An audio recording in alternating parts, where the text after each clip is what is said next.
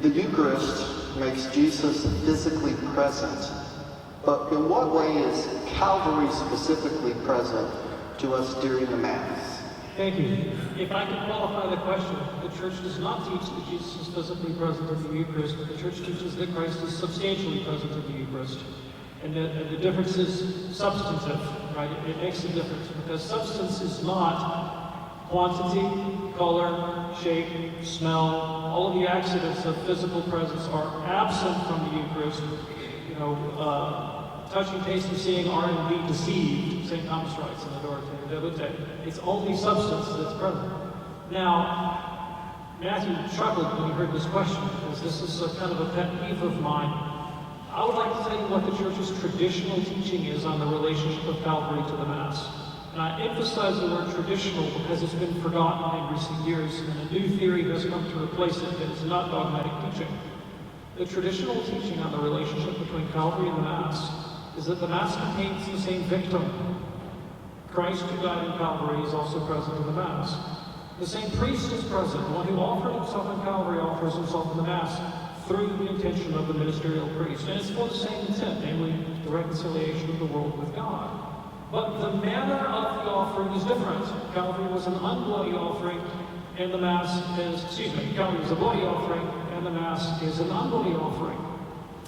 And St. Thomas also remarks that we call the Eucharist a sacrifice in an analogous way, in the same way he says that we would call a picture of Cicero.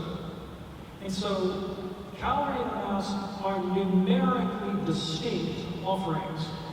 They're specifically the same, but they're numerically distinct. Each Mass is itself a unique propitiation that can be offered for a particular intention. Right? That's the traditional teaching of the Church. Now, there's a new theory that has come in that suggests that Calvary and the Mass are numerically identical, and that by going to Mass, you somehow are mystically translated 2,000 years back in time and find yourself at the foot of the cross with the Marys, right?